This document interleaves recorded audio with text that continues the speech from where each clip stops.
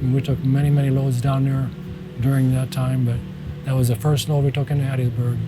And then I can tell you story after story about how God blessed people here across the Midwest to help support Midwest Food Bank to have the loads to take down there. Katrina hit the Gulf Coast.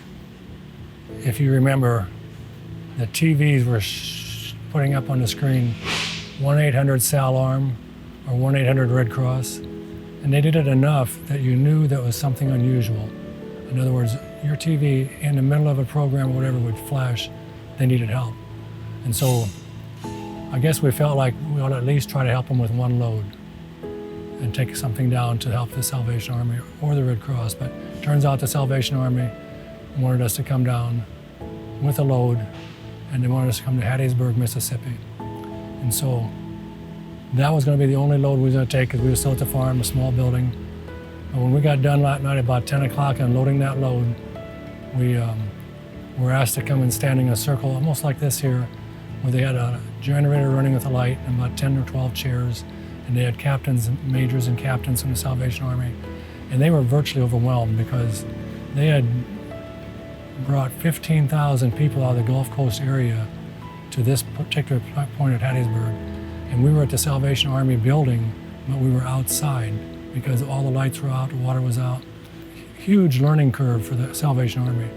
They went from 0 meals a day or a few meals a day to now having 45,000 meals because they had 15,000 people. You feed them 3 times a day. So they were flying those majors and captains in to try to make some sense out of what to do. So we got done unloading. I wanted to leave to come back because it was harvest time. And they asked if we'd stay in that little prayer circle for a little bit. They had a prayer with us. And then Wilma and I started heading for the truck, walking. And it was pitch dark. There was no lights because of all the street lights. But I could hear somebody walking up behind me before I got to the truck. And it was one of the captains that was in the circle. He said, "David, we want you to bring back 10 more semi-loads of food." And I said, "Okay."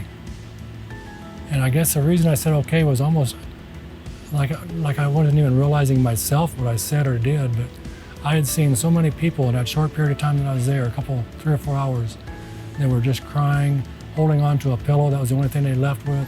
They didn't know where the rest of their family was at. It was a devastating time for those folks. And when he said they need 10 more loads, I just responded with a yes. And when I got in the pickup or in the semi, my wife said to me, "Why did you say that?" And I said, "Well, I don't really know why I said it, but we have to do something." So that was the start of what turned out to be a 1.5 year support system for the Salvation Army. And we took many, many loads down there during that time, but that was the first load we took into Hattiesburg.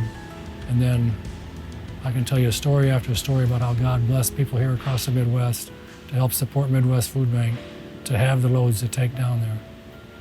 It was a learning curve for us because this was the first time we're going to have drivers go out of state for Midwest Food Bank. And so we were very blessed to have farmer friends, family friends, truck drivers that was willing to step up and say, "I can go with my buddy." 2 drivers would go down together so I could drive down and back together. Once the drivers were presented with the opportunity, our list of drivers started to grow pretty quick.